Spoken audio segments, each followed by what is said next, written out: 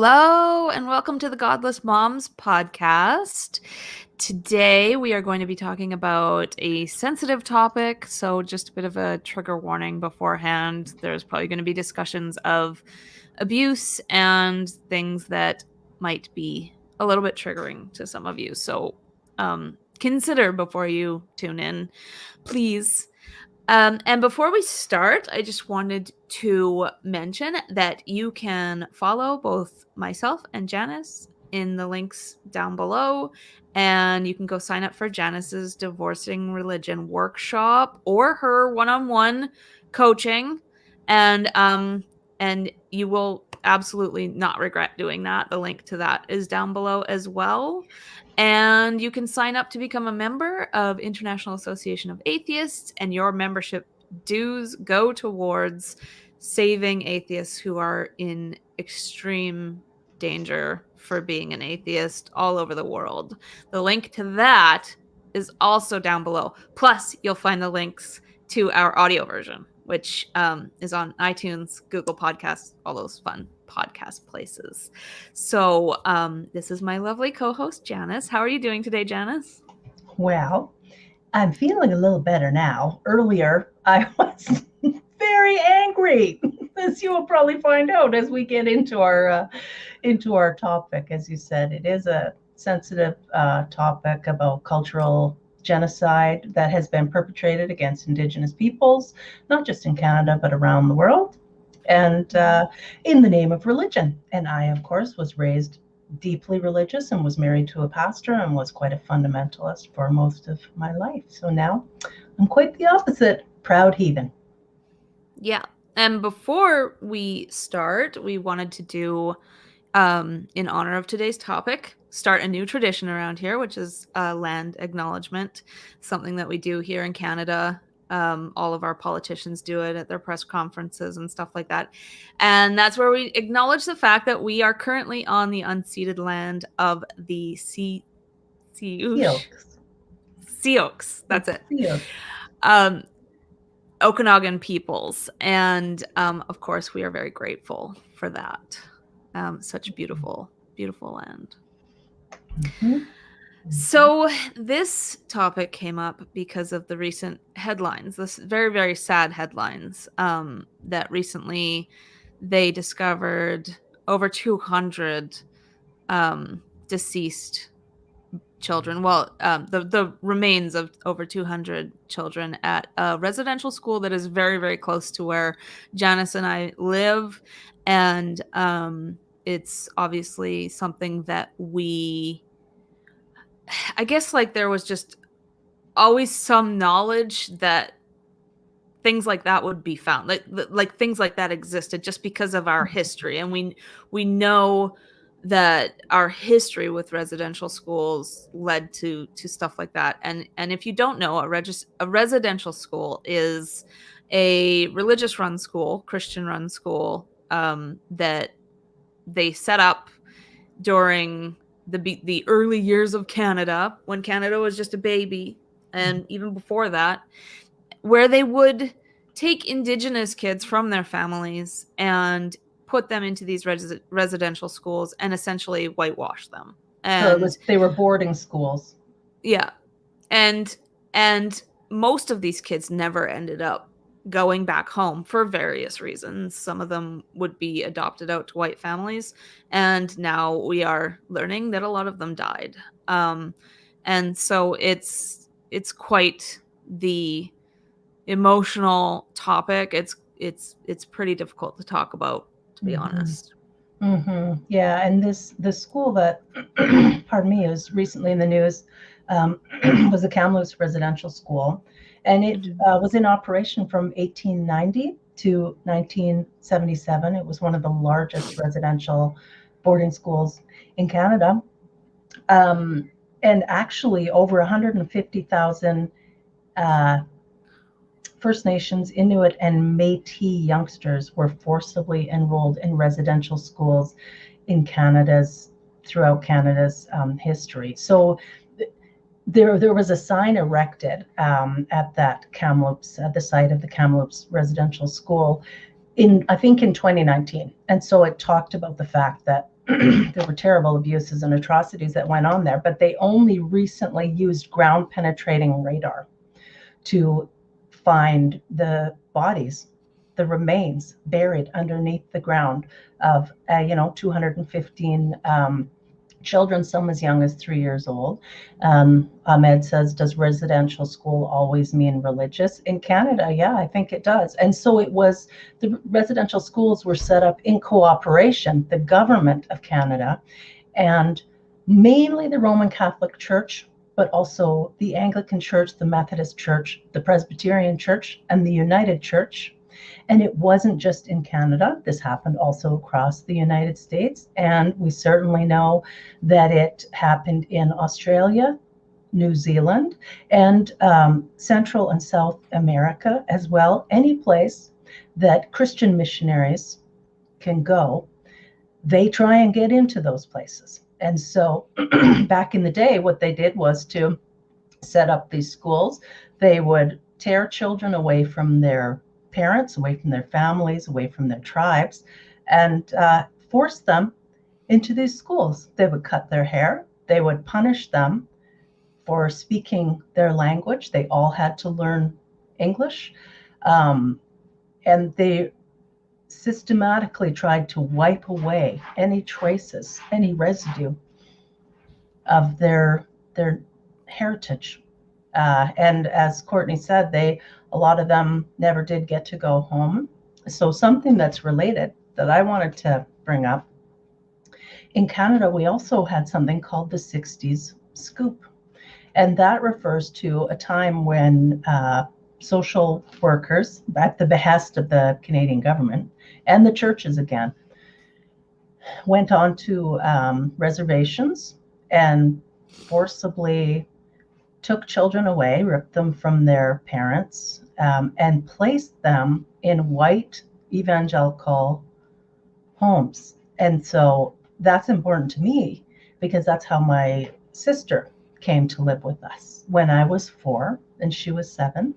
And she showed up at the door with a little blue suitcase, and my parents just said, "This is your new sister."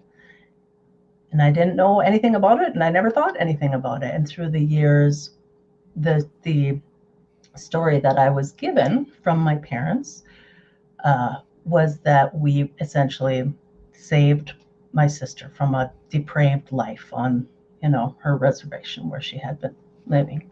And I never really thought about it, I'm ashamed to say, until I was in my 40s and started doing some research on residential schooling. And that's also when our government started talking about the 60 scoop and paying reparations to people like my sister, who rightly deserve reparations. Not like it can undo any of the harm that's been done, but that's when I really started to think about what was it like for a 7-year-old child. She was younger when she was first snatched away from her family.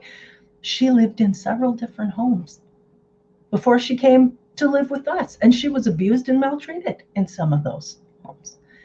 And when she came to stay with us, my parents said, well, we'd like to raise her as, one of our children. And so she took our last name and, did everything we did and went everywhere we went. But to think about it now, think about the terror that a child would feel and being forced to live with these very religious strangers. Mm-hmm. It's just shocking. It's just horrifying. And that is one reason that I am very vocal against religion and also against religious adoption. I just think it's horrible. Yeah, if you want to learn more about the 60 scoop that happened in Canada, and you have the stomach for it, it's not easy to listen to. There's a podcast called Finding Cleo, which is about a family who essentially tries to find a girl who was scooped up during the 60 scoop, and they used to also adopt them out to American white families from Saskatchewan, from Manitoba, and this girl ended up, I believe it was in New Jersey, And so the podcast is basically an investigative podcast trying to find where she ended up. And it's heartbreaking. It's a really hard story to listen to, but I highly recommend it. Yep. And also, if you're looking for programs about residential schooling, there is a movie that came out a little while ago, Anne with an E. Like that's the name of the show, Anne with an E. So that's one you might want to watch. And also, there are some really powerful movies on YouTube, documentaries about the residential schooling and the cultural genocide, which continues to be perpetrated in the name of religion around the world. Yeah, I was shocked to find out that the last residential school in Canada closed a year after I graduated. 1996. That is just mind-blowing. And the problem is that if you're in the mindset, if you're in the Christian mindset, you actually truly believe that you're called. There's an imperative to go out into all the world and preach the gospel. And so this is why, my former husband and I went to Bible college, and we discussed missions and going, doing missionary work. And most of our friends were missionaries, because we really felt it's what we were called to do. But of course, the Catholic Church, centuries ago, they realized that the way for them to gain money and land was that the same idea, they sent out Columbus and whomever else to all these corners of the earth, and any place they landed on, they could plant the Catholic flag or convert all the people, and so then the money would go to the Catholic Church. It's despicable. It's disgusting. Yeah. And so we know that at least the people in charge of the Catholic Church, that they knew that was going on. I think evangelicals, they don't think about it in that way. They actually believe that they are saving souls. I mean, I did. That's how I thought when I was a staunch believer. It was my duty to witness to everyone and try and pull them into the fold. I wanted to take as many souls with me to heaven as I could. So I thought it was a very pure motive. Now I see it differently. Yeah.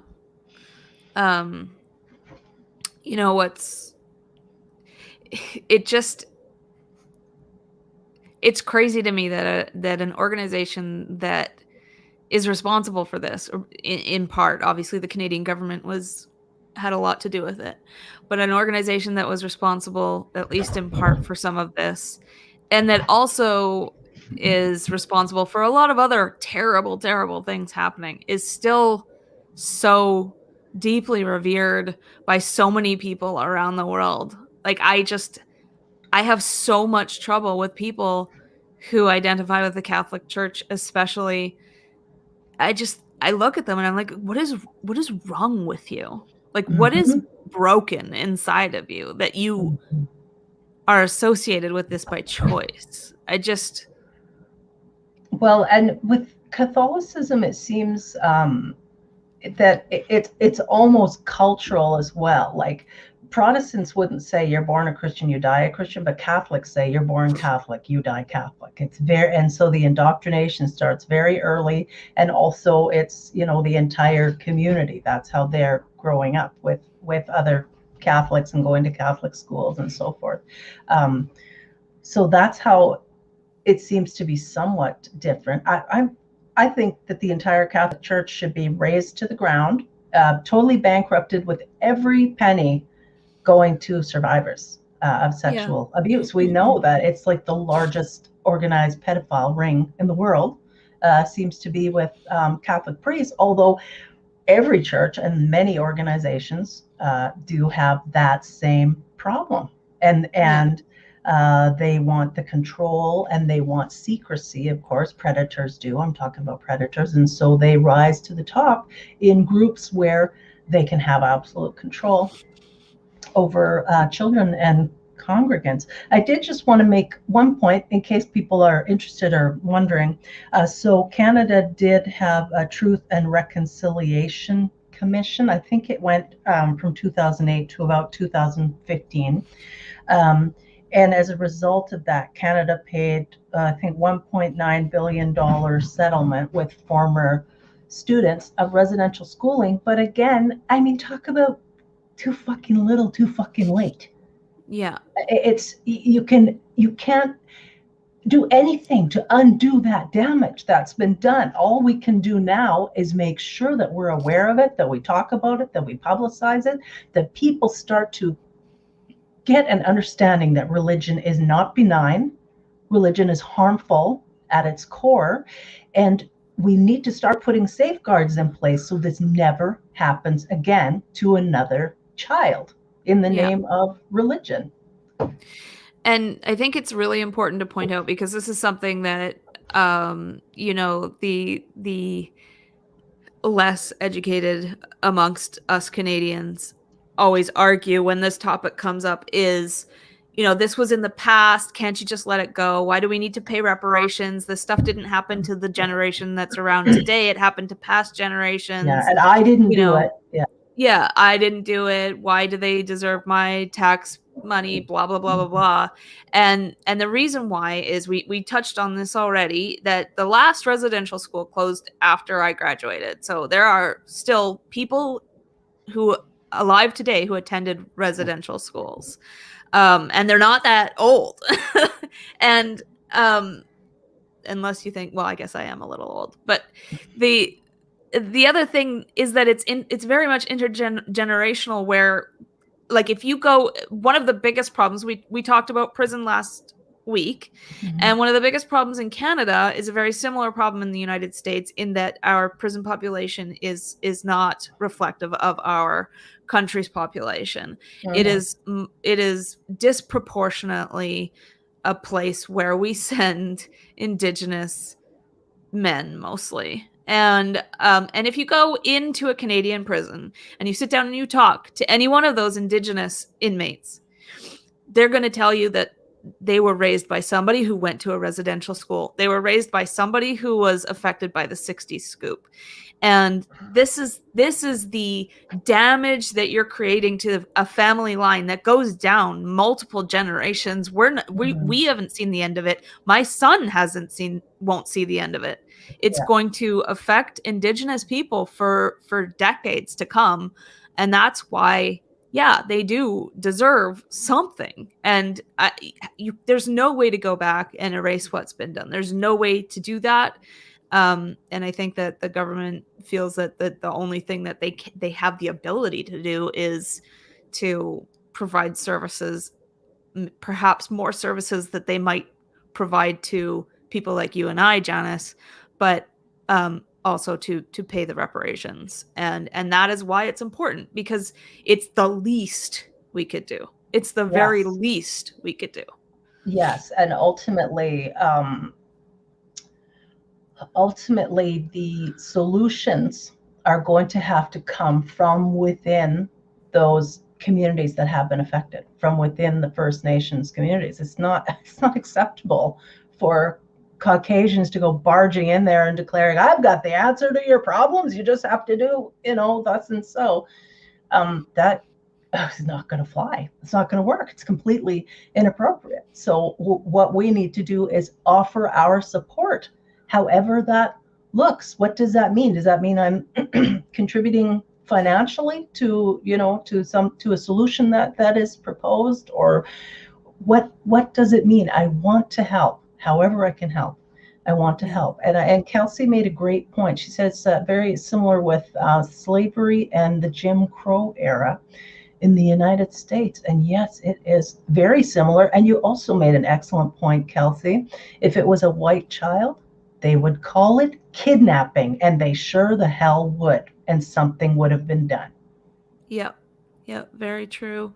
And that part makes me really, really angry. And it's obviously, it stems from them feeling that from our ancestors, our white ancestors, feeling that Indigenous people are somehow less than, not the same as us. And in a lot of ways, like, they were ahead of us, like their acceptance of transgender members of their community. Two And Spirit, so forth. yeah, yeah, and their matriarchal setup and everything like that. Like, in a lot of ways, they they had things better than us before we did. And I think that the problem with the view that the colonialists had was that progress meant industry and profits and money and all of that. And Capitalism. yeah, capitalism. And of course, the Indigenous people of Canada didn't live in a very capitalist society. So they had to turn them into good capitalists, and that's how they did it. And the problems that we see now as a result in Canada, the problems you were just talking about, um, as a result of the residential schooling and the cultural genocide. So now there's, of course, high unemployment, high substance abuse, high suicide, all these terrible, terrible things that directly are a result of the cultural genocide that occurred. Those are the exact same problems uh, that all Aboriginal groups around the world suffer, all Yeah. Indigenous people groups, because the Europeans did go in and colonize and try and rob them of their history and force them into the mold that they saw fit as a better model for a capitalist society. So it's, yeah, definitely not just Canada that this is going on with. Canada does, we are talking about it. And I think actually in Australia and New Zealand, I think they actually talk about it quite a bit as well. I certainly hope so. I remember seeing an article a few months ago about a member of Parliament, I think in New Zealand, and there was a Maori member of Parliament, and they were forcing him to wear a tie rather than he had a traditional kind of necklace that was important to him. And it totally blew up and became this big news article. And of course, in the end, they made the right decision by honoring this person's heritage. But we need things like that to stay in the public eye, so it's not forgotten about and glossed over. Yeah. As you know, I lived in Australia for 2 years, and I mean, it wasn't that long ago. It's weird. I lived in Australia before the last residential school in Canada closed. Um, and I went to high school in Perth. And in Perth, in the 90s, they were so racist still. There was, in the first school that I went to, because I switched schools a few times because they were just horrible to me. But in the first school I went to, I met this girl who was from Papua New Guinea, and she was not indigenous to Australia. But she looked as though she might have been Aboriginal. Mhm. And so I when I met her, I didn't know the politics in Australia. I just made friends, right? She seemed like a nice girl. I made friends, and we started eating lunch together every day. And the Australian kids would go on this like, all the Australian schools are all outdoor schools, right? Like, Okay. the hallways are kind of outdoors. And so there was an overpass over where we were eating, and they would go up there and they would spit on us, and they would call me horrible names. Wow. And I'm not going to say it. And just because they thought that she was Aboriginal, and it was horrifying. And they were terrible there. I hope that things are better now, I but it hope was so too. we also lived in Adelaide, and it was a lot better. But we were talking before we went live about my dad and how he used to be a social worker. And it's funny because it's not funny at all, but it's interesting that he here would work on the downtown east side of Vancouver, and he would be working with predominantly Indigenous clients. And then when we moved to Adelaide, he was a social worker in downtown Adelaide, and he was working with predominantly Aboriginal clients. And it's like the same exact problem, and it's caused by the same exact thing. And it was just very interesting and sad. And what can we do other than own up to it? Other than to openly admit, yes, this is a part of our nation's history, a terrible, terrible part of our history, and we want to do better, and we must do better moving forward. And this is a parenting podcast, actually, and we have talked quite a bit about humanism and parenting, about ways to instill values in your children, not related to religion at all, because you don't need religion at all in order to be a good human and to raise good humans who love their neighbor and want to make a better society. So yeah, Kelsey just said a really good point again. Change begins with no more teaching whitewashed history in school. And I totally agree with that. I don't know if you've ever read The People's History of United States by Howard Zinn, but I think teaching history more accurately and owning up to the horrible things that our ancestors did is really important, and it's a good start for sure. Yeah, I mean, I know it's slightly different, but thinking of Germany after World War II and the German people having to accept and come to terms with the fact of the heinous things that their country was guilty of, and the steps that they took after that, then with subsequent groups going forward, generations going forward, to make sure that their children were taught the truth about the Holocaust, about the atrocities that were perpetrated there, so that it wouldn't be repeated. I don't know, maybe we can learn some things from Germany and how they handled things after the Second World War. Yeah, I'm always like, because my son's going through school right now. My daughter's done, but she studied all the same things that I'm sure you did and that I did in school. And it's funny. It's always the same stuff, and they don't touch on like the important things, like they'll touch on dates and, the names of prime ministers and all of this stuff. And it's always very focused on the white side of things. And it's the same every year. It seems like they learn the same stuff every year. And it drives me crazy. It drove me crazy when I was in school, because I love history. My son loves history, but he hates social studies at school because it's just so dull, and it's the same stuff over and over again. And there's no question in my mind that our education system has been broken for a very, very long time. Like in an absolute way, there's nothing about it that functions. Like nothing, not one thing. The only people who do well in there are just, the kids who are going to get straight A's in any situation.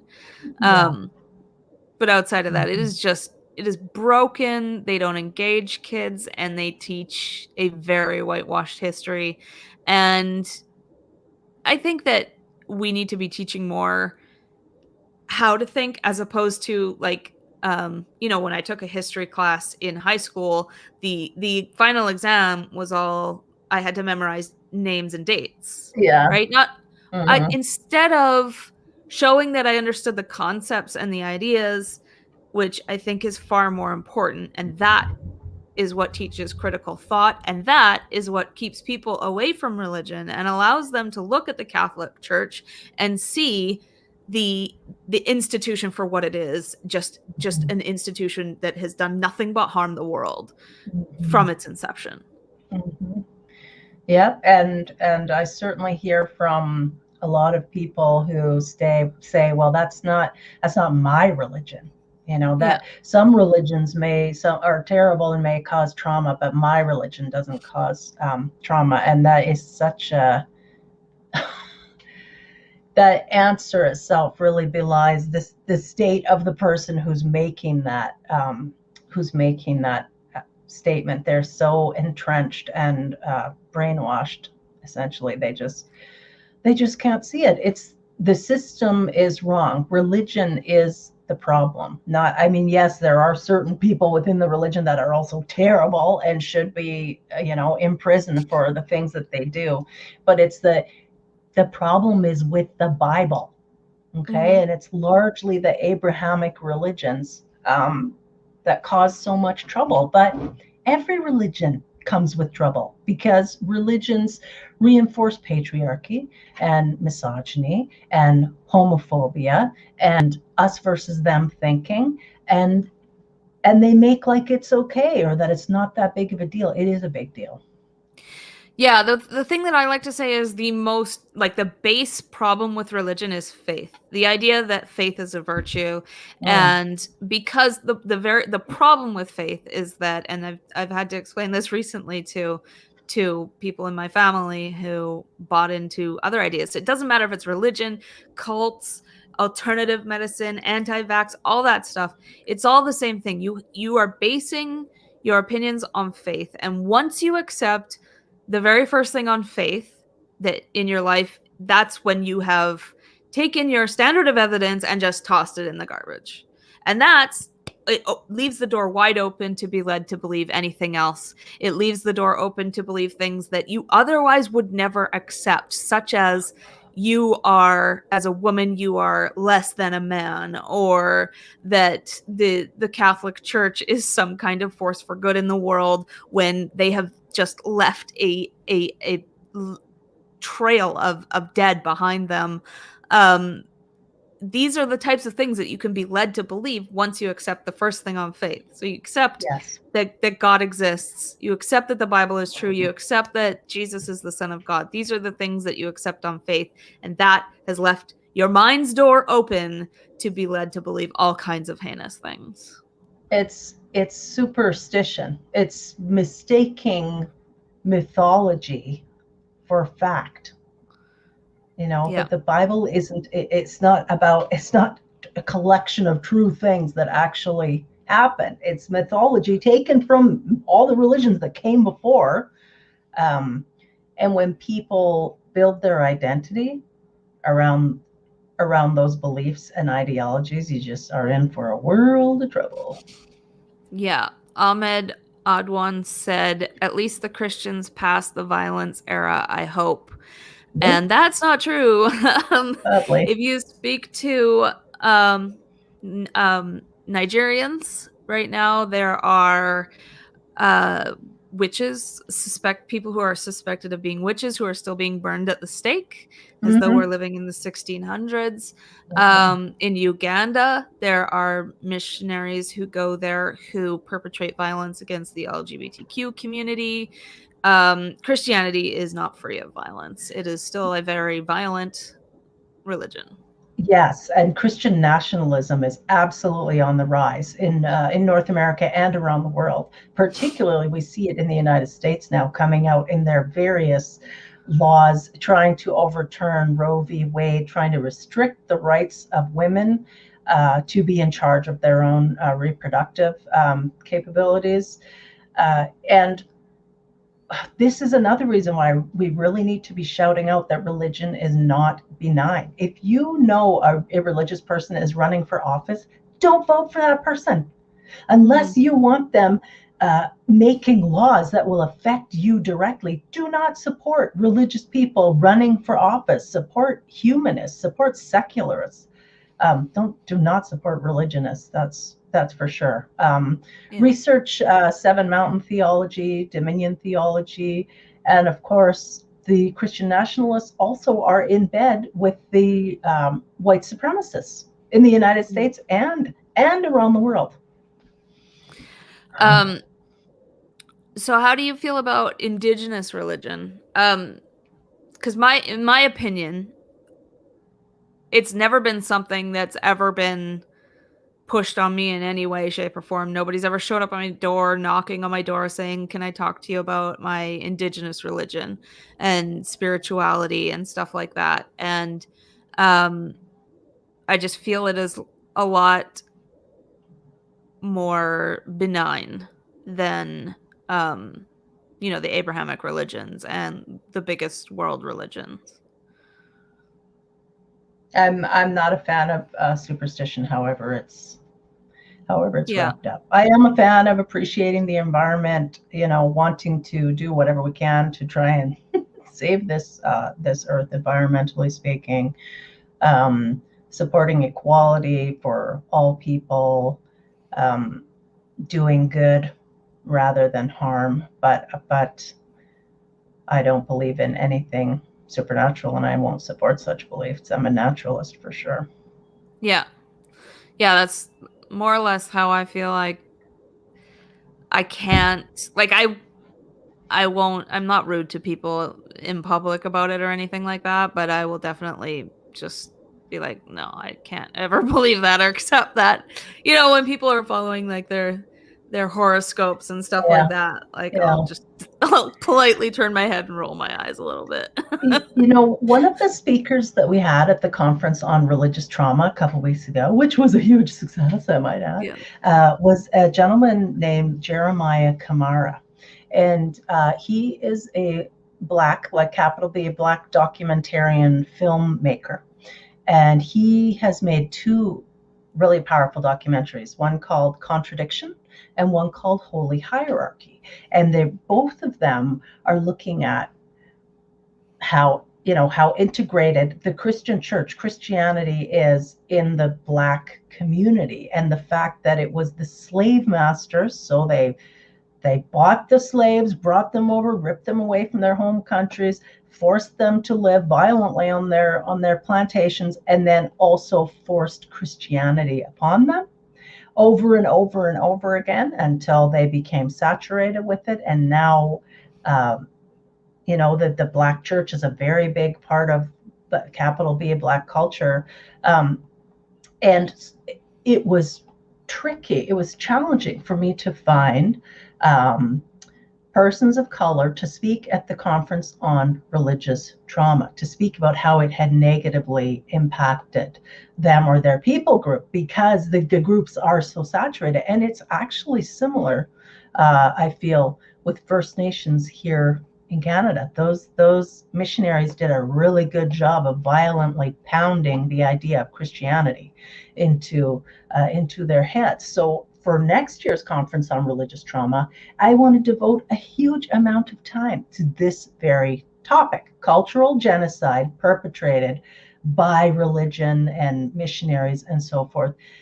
But I need to have people willing to talk who did not buy into all that. I mean, it's confusing to think of, well, how could people still still embrace the religion when it was so violently forced on them? But that religion is abusive.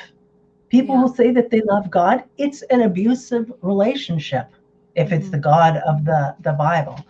So that's a really tricky one.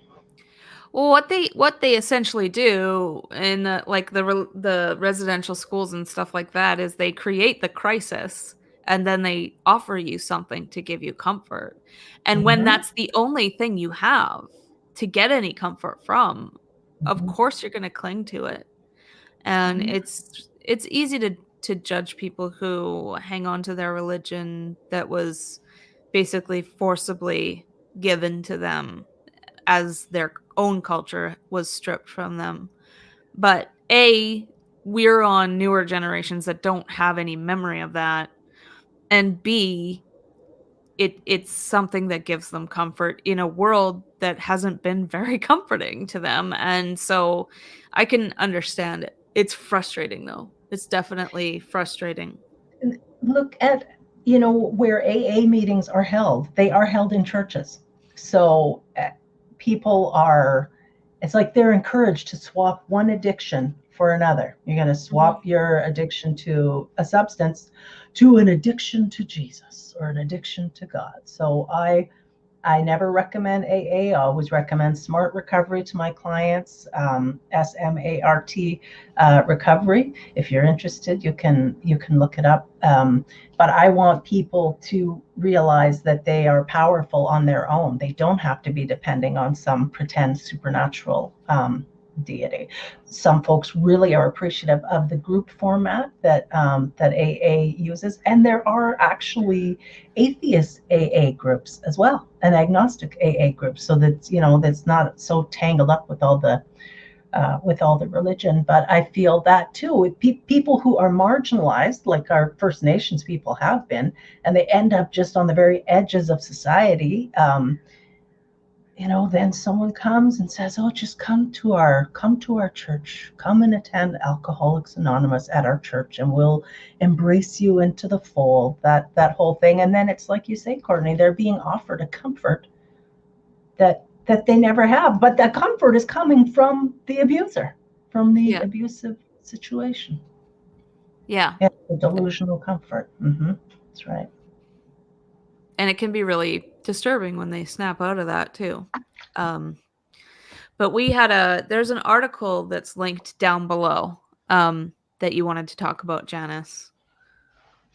Oh, yes. So I do encourage everybody to take a look at that article. And I had, so I had just wanted to mention, I think I did at the beginning, saying that it wasn't just the Catholic Church. It was the Presbyterians and the Methodists, the United, the Anglicans, and that there were hundreds of thousands of children who were forcibly removed from their families and put into these residential schools. And I mean, the stories of children, they were starved to death at these schools. They were not treated for tuberculosis, which just ravaged and ran right through those residential schools because they were all crammed in there together so closely. They were denied medical attention. And these sorts of things also certainly happened in Ireland. If you look at, the Magdalene laundries or places where unwed mothers were sent, convents and so forth, and they were essentially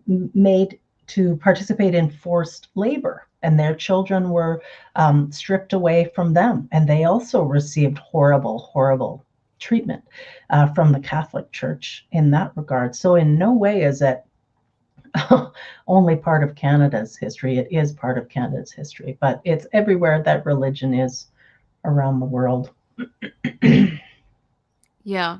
I would like to, in the future, have an Indigenous guest come and talk about this, because I want to learn what we can do to be allies. I know that step one is acknowledging our past. And that's something that it doesn't happen. And I don't know if you've ever been in this situation, Janice. I assume you have, because you live in the Okanagan and there's a lot of these people out here where they believe that the Indigenous people are given more than we're given now. They're given special privileges and tax breaks, and they get free money from the government and all of this stuff. And people who also dismiss what happened as something that happened a long time ago and has no bearing on our life today.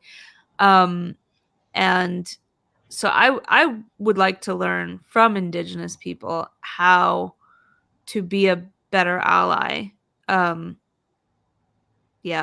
think we should do that in the future. That's right. And even to a degree, I was hesitant about us even broaching this topic today because it's not ours. You know what I mean? So I'm peripherally involved because of how my sister came to live with us. But it's not as much my story to tell as it is hers or theirs. By the way, she has a totally different last name than me, so you would not be able to look her up. And so it's a matter of like treading lightly, treading carefully. I feel like there's a good chance we may have already offended some people, but the need to speak about it and to educate is more important than how other people may view us. And like you say, that desire to be an ally. And the problem is there's no quick fix. There's no easy, oh yeah, okay, well I'll just turn, left instead of right and then everything will be fine. This is multi-generational, intergenerational trauma. So just throwing money at the problem isn't going to fix it. Just talking about the problem isn't going to fix it. It's going to have to be a multi-layered approach, involving the First Nations community, and we have to follow their lead, whatever lead they give to us. So yes, I absolutely agree. I would love to have a First Nations person join us, give us their insights, offer their ideas, just so that we can try and be an ally and learn how to be that better ally. Thank you, Nora. Yeah, Nora on Facebook said I'll send some Indigenous names, which is awesome because I mean that would be awesome to have a guest that could help us. Because I mean, like you said, there's no quick fix here. There's nothing that's going to make it better. It's in the past. We can't go back and change it. But we can certainly ensure that we're not perpetuating any harm going forward. And that's something that I have always, in fact, my whole life, my dad was like I said, he's a social worker. He worked predominantly with Indigenous clients. And so this was always a very big issue in our household and something that I've cared about for a very, very long time. And I'm glad that we're starting to talk about it more. It was something that we talked about all the time at our dinner table.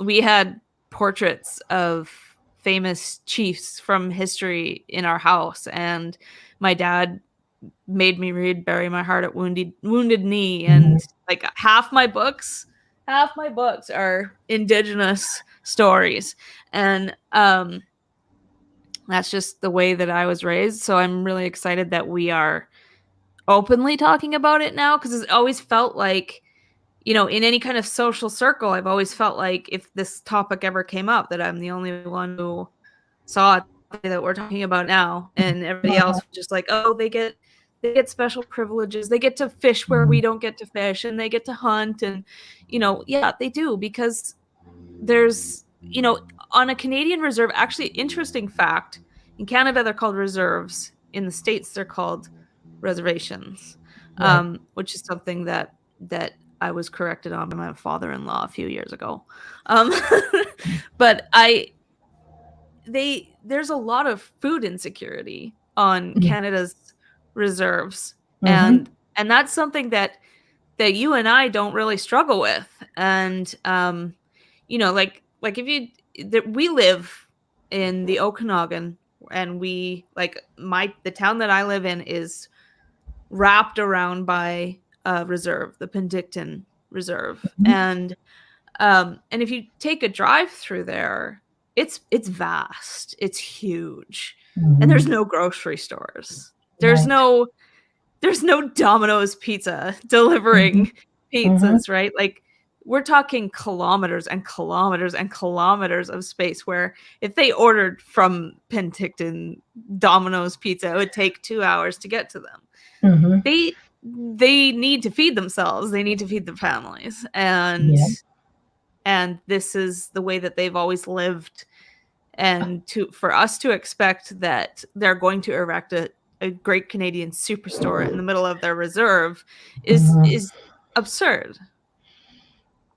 I mean, not to mention the absolutely inadequate electricity and plumbing and water issues on the reserves as well. I mean, people without running water, people having to, generations and generations growing up under boil water advisories, because the Canadian government has not updated the water technology facilities on there. So yeah, it's very frustrating. And actually, I think this is an issue too on the Native reservations in the United States.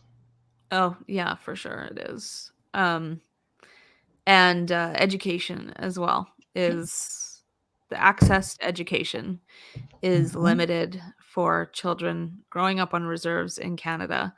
And that's sad because that, that's sets them back for life, not having a proper education sets them back from life. And I've had conversations with so many people about how it's not fair that there are so many scholarships out there for Indigenous people and that my kid can't get it, and it's when my daughter graduated last year, we were going through all the scholarships and bursaries and stuff like that she could Mhm. apply for, and half of them were for Indigenous people, and the conversation came up, and you know we had to explain it's not they're not getting more than us.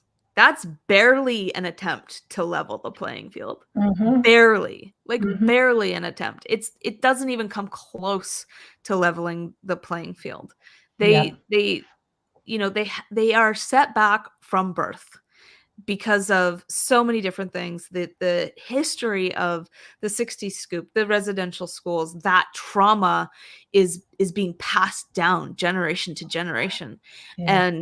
And they live in places that don't have easy access to education. And Yeah. so this is barely barely leveling the playing field, Yeah. and that's The something deck that. is so stacked against them. Yes. Yeah, exactly. So I don't have a problem with there being far more bursaries and scholarships for Right. Indigenous kids than there are Yes. for white kids.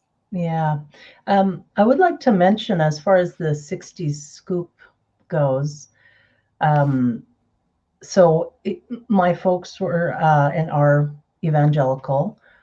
Um, and so they really believed that they were helping my sister. I call her my sister because she was raised as my sister. I don't have any other sisters, and so I still call her my sister, and she calls me her sister too, although she's now reconnected with her family of origin, which is Oh, quite wow. wonderful. um, but so my parents weren't bad people. They definitely, there was money offered. Foster parents do get paid for fostering. Um, and I can see that difference in my parents. My dad, who is decidedly unhealthy, I could see him gravitating more towards the money, whereas my mother was very much about nurturing and wanting to provide a loving, safe environment for this child that she saw as being in imminent danger. Um, and then my sister, when she got into her teens, she was done with us, done with the way we lived. She wanted to be back uh, living with her own people. That was completely beyond my understanding at that point, because remember, I'm yet a few years younger. All I saw was that our family was getting torn apart. I wanted her to stay, and so it was messy and uncomfortable, and there were years when we didn't have communication with her. And then when she would come back into our life, my dad didn't want anything to do with her. And of course, my brother and I would open our arms, and we're family, and let's be family as best we can. And I feel like there's a lot of people out there like me who had people brought in to live with their family as part of the 60s scoop, and it's embarrassing. It feels embarrassing to know we were a part of it in that way, and we didn't ask to be part of it, because it's not like our parents said, hey, what do you think about this? And even our parents didn't have a full recognition of what was going on, and they look back now and hopefully they can see, oh yeah, maybe that wasn't the best thing to do. It's still a very tender topic that my mom, she's in her 80s now. She doesn't like to talk about it. She says that she has two daughters, and my sister is her daughter, and it's so hard for her to take ownership or recognize that she was part of something that was inherently harmful. And I think it's confusing for my sister too. I know she doesn't look at it all as a terrible experience. She said that she felt safe with us and felt loved with us, which is wonderful. But just because something is uncomfortable doesn't mean we don't talk about it. Yeah, that's such an interesting perspective because it illustrates the fact that the trauma that this stuff caused didn't just affect indigenous people either. It affected white families because you guys loved her. Um, your mom loved her, and essentially it's like losing a child, and it's just there aren't really words. Sorry. Yeah. Yep. It's a hard time for everyone. And so at this point, we don't have a lot of close contact. We're in contact on Facebook. And I feel like, you know, anytime she wants to reach out and interact with us, I'm there. But I don't want to insert myself into her Yeah, life any more than has already been done. that's Yeah, it's hard to know understandable. what's the right thing to do sometimes. For sure. I mean, I wouldn't even begin to know what to do, but it would be very interesting to have an indigenous guest to maybe help us understand those things a little bit better. Mm-hmm. Mm-hmm. Wow. It's a heavy topic. We knew it was going to be heavy. Yeah, I'm amazed I made it this far Yeah. without having a little bit of a breakdown there. Well, I appreciate you opening up about something so personal because I just think that this, and I know you feel the same way, that this needs to be talked about more. It needs to be out in the open. The trauma that this caused to so many people, just Mm-hmm. across our country, across the U.S., across Australia, New Zealand, in so many different places, is in Mexico. It happened in Mexico too. Mm-hmm. Um, just it needs to be talked about. It needs to be out in the open. The healing needs to start. And there are still millions and millions of religious people around the world actively adopting babies to raise them up in their own religious tradition. I have a big problem with this because it's being adopted can be traumatizing in its own right. But then when you're adopted by people who, not only they don't necessarily look like you, but then they're also inflicting or afflicting this faith belief system on you, that is a whole additional level of trauma. That actually adoption would be a really interesting topic for us to do since we're a parenting podcast. Could be an Yep. interesting one. Mm-hmm. Yep. I've got adopted family members. Mm-hmm. Be very interesting. Mm-hmm. Oh, I But did want to recommend, I can't remember if I said it before, but there's a movie on YouTube called Unrepentant. Did I say that before? yeah, And it it's was done. linked. Oh, good. Thank you. Yes, Mhm. take the time to watch that movie about all this that we're talking about that's taking place in Canada. And thanks everyone Yeah. for tuning in today for a hard topic. Yeah. Thank you for joining us. Our time is up now, but make sure that you check out our audio version in the link down below. And if you are in need of coaching from religious trauma, religious recovery, all of that stuff, you need to go to divorcingreligion.com and check out Janice's services. She's doing a lot of really great things over there, so check it out. And follow Okay. us on the links in the description. That's right. Okay, be excellent to each other. Yeah. We'll see you next week. Take Bye. care, everyone. Bye-bye.